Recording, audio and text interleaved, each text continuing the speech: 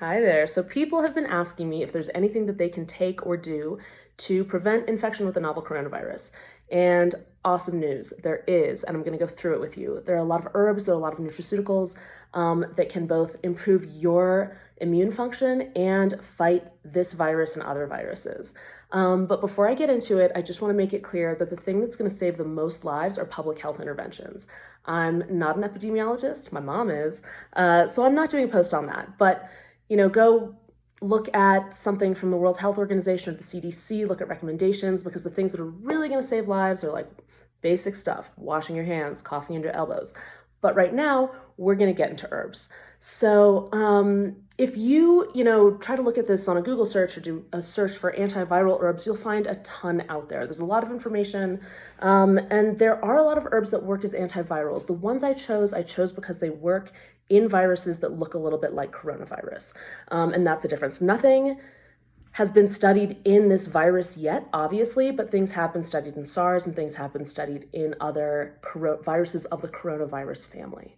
So I'm going to order things in order of the most robust research first. So everything I'm giving you is evidence-based.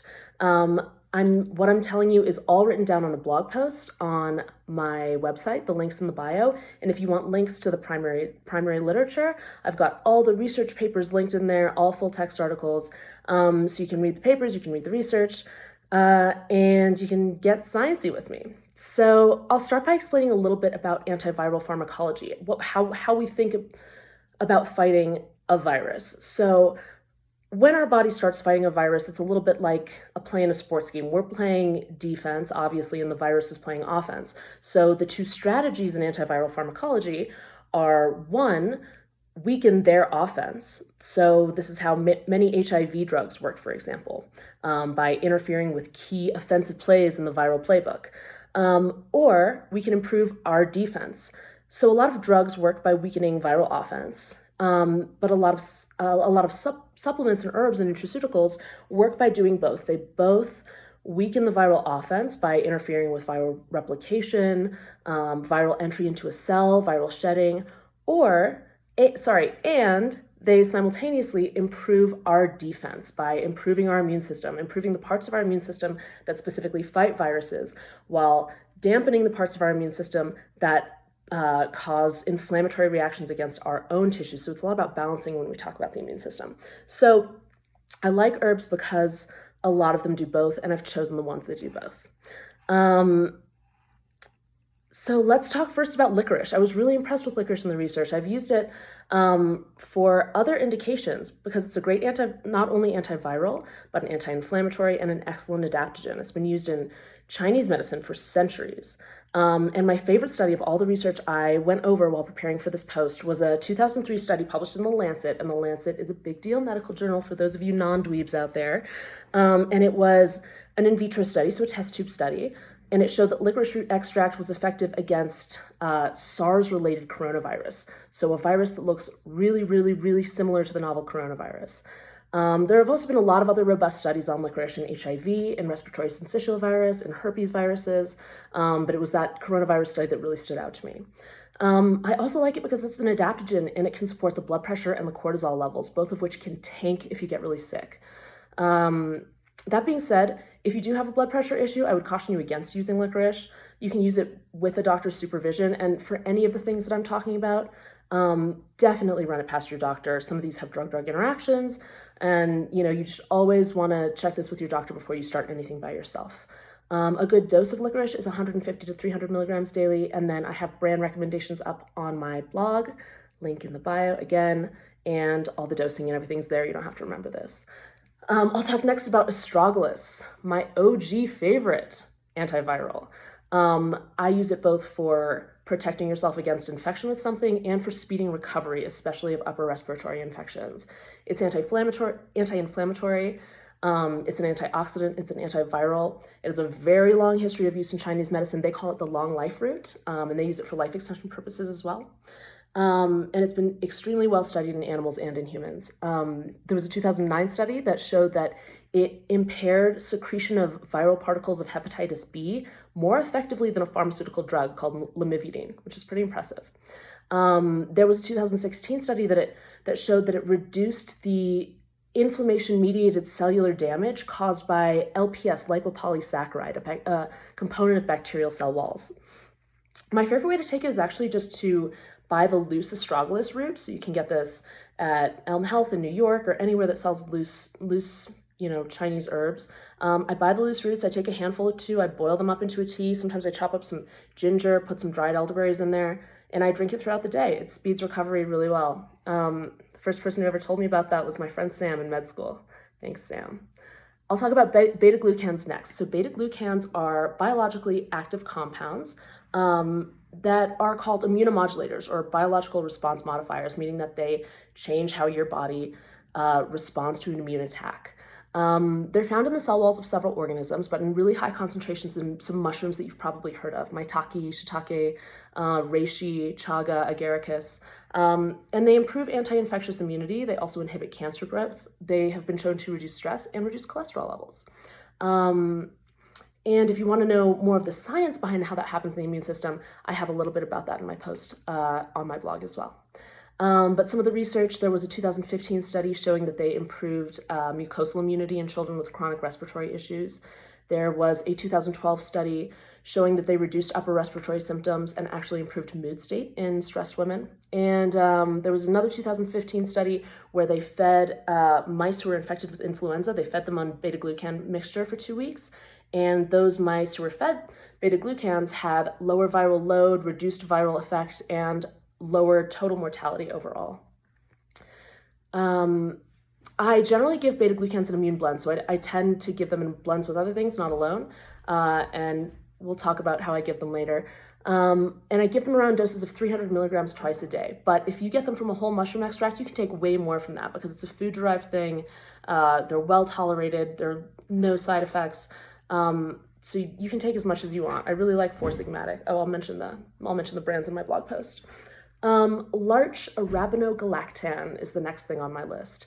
I know that's a mouthful, but when you walk up to your supplement shop, you can just remember the word Larch and then just kind of like smudge through the abracadabra Battlestar Galactica part. So Larch arabinogalactan is a large molecule polysaccharide. It's a carbohydrate molecule. It's a soluble fiber. We get it from the North American larch tree mainly. And what it does so well is stimulates production of a kind of immune cell called natural killer cells. These are kind of exactly what they sound like. They're the special forces of the immune system. They're the guys who go in and with military precision kill a cancer cell or a virus-infected cell, other bad guys. And most notably, a lot of my patients have low numbers of natural killer cells. So you may, if you're my patient, I may be tracking your natural killer cells. You may know what that number is because a lot of people with biotoxin illness have suppressed production of this kind of immune cell. And those people are going to be more vulnerable to viruses and other things, obviously. Larch arabinogalactan also increases the production of short-chain fatty acids, which are the primary source of fuel for the beneficial bacteria in our gut. It also is a source of fuel for our brain, improves cognitive performance. But in terms of immunity, there was a 2013 clinical study in larch arabinogalactan in humans showing increased defense against the common cold. And it was about a 23% reduction in severity of symptoms for those infected. And common colds, some common colds are caused by the coronavirus family. Some of them are caused by rhinovirus, but some are caused by coronavirus or other viruses. So in studies, doses from 1.5 to 4.5 grams per day are used. You can even go north of that. The most powerful effects are generally correlated with the higher doses in most studies. I wouldn't be concerned about taking too much. It's generally very safe and well tolerated. Shows up in fiber blends as well. All right, let's talk a little bit about Echinacea. Echinacea is an herb of the sunflower family. There are a lot of different species. And I like Echinacea purpurea based on the research I've read the most, although there is a very large body of research out there, and not all of it is unequivocally positive. Some shows no effect, some even have negative effects. I have a study linked on my blog post about increased side effect of rash in children. So Echinacea isn't unequivocally positive in the research, but it is so powerful in several studies that I would include it in an antiviral blend And I would take it during times of possible viral stress. There was a double-blinded placebo-controlled trial published in New England Journal of Medicine in 2005.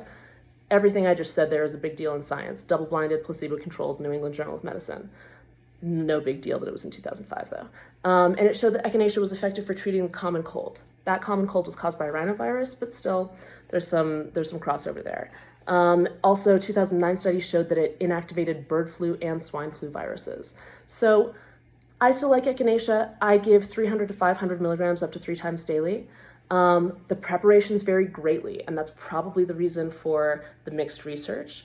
So get a medical grade supplement for sure for this one. All right, zinc. Everybody knows about zinc. It's very well studied in the common cold, in HIV, and hepatitis C, as a general stimulator of viral immunity. It both improves the host response and impairs the virus's entry into the cell.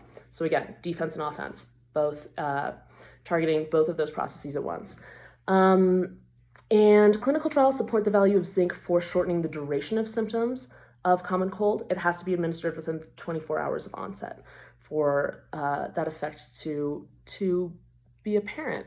There are a bunch of good review articles. I've linked some on my blog post.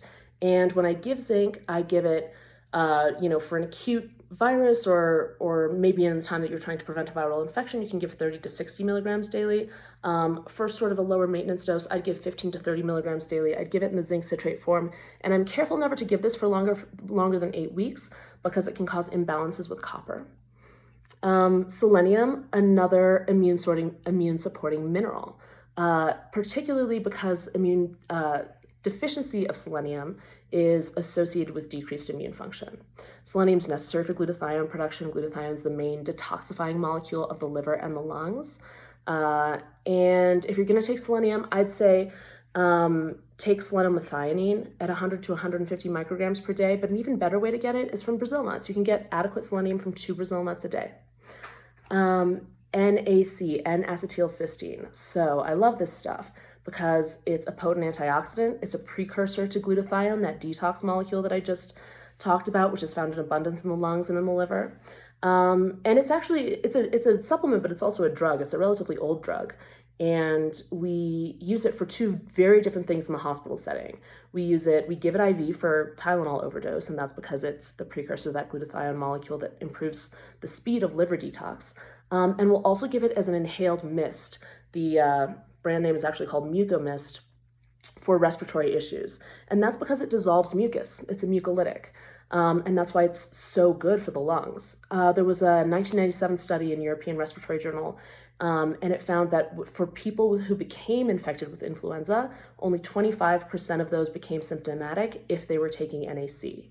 If they weren't, 79% of the placebo group became symptomatic.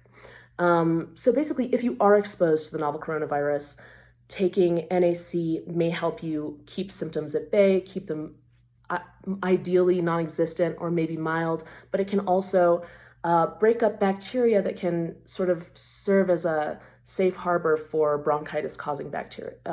Break up mucus that can serve as a home for bronchitis-causing bacteria in your respiratory tract. You can get it in supplement form. You don't have to get it as a drug.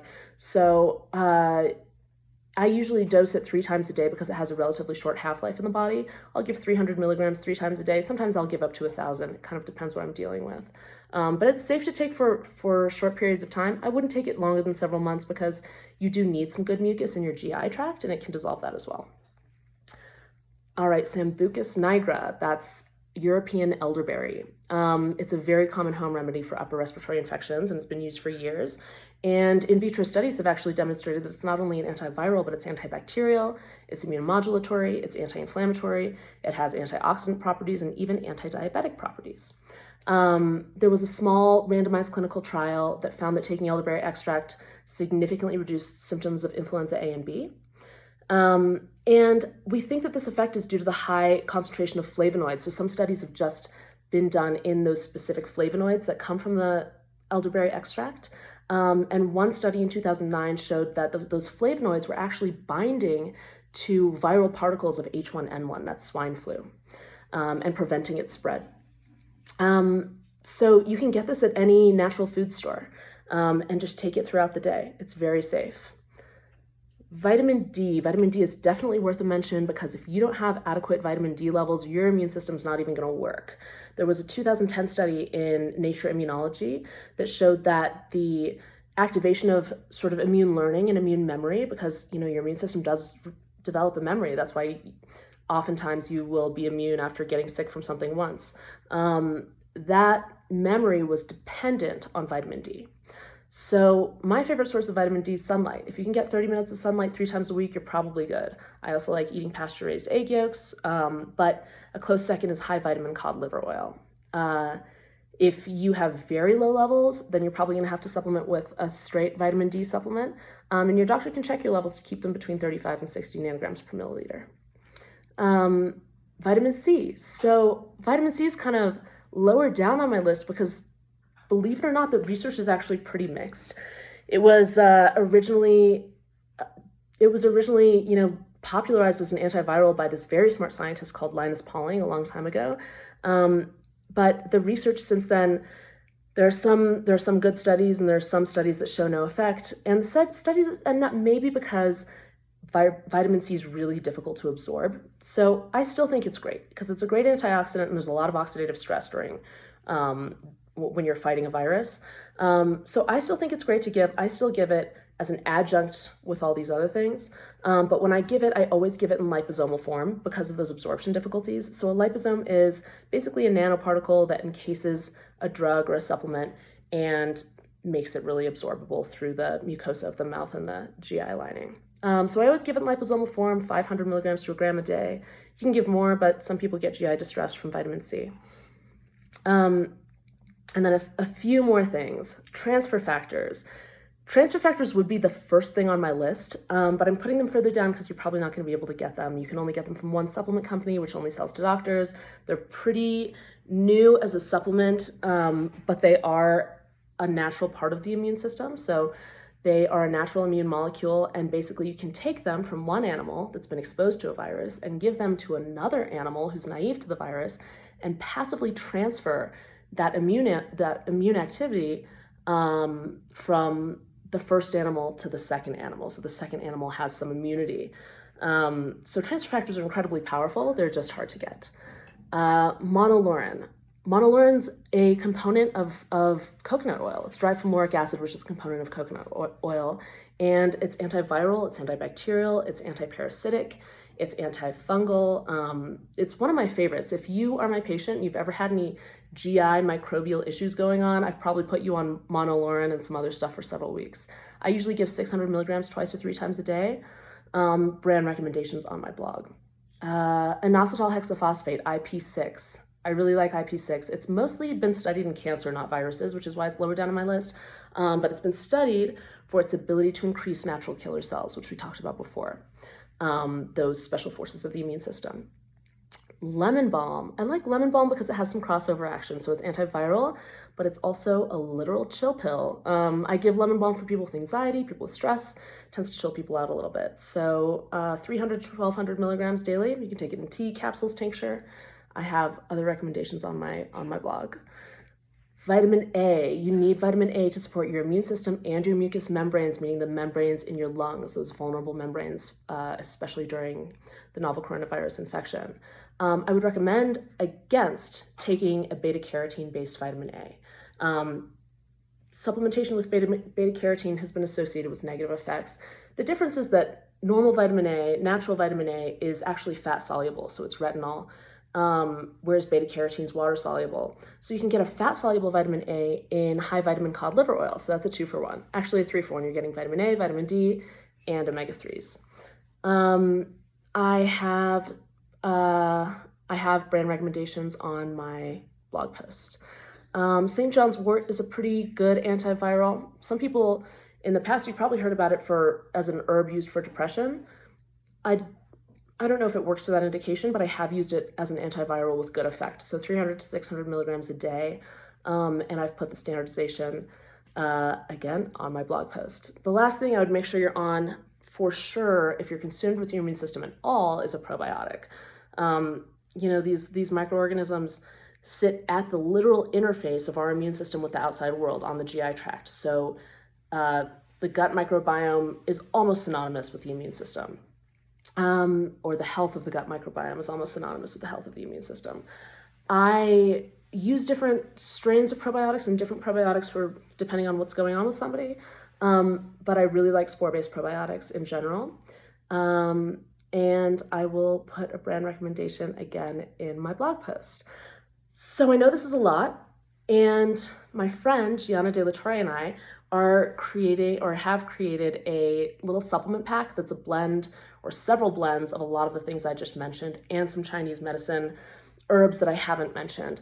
Gianna, if you don't know her, is a doctor of Chinese medicine and an acupuncturist, and she works in LA. If you haven't heard of her, haven't met her, go see her, not just because she's amazing at what she does, but because she is the most powerful healing presence I've ever encountered, and my bestie, so I'm lucky. You know where to find me if you have any questions. Our supplement packs should be available in about a week, and take care of yourselves.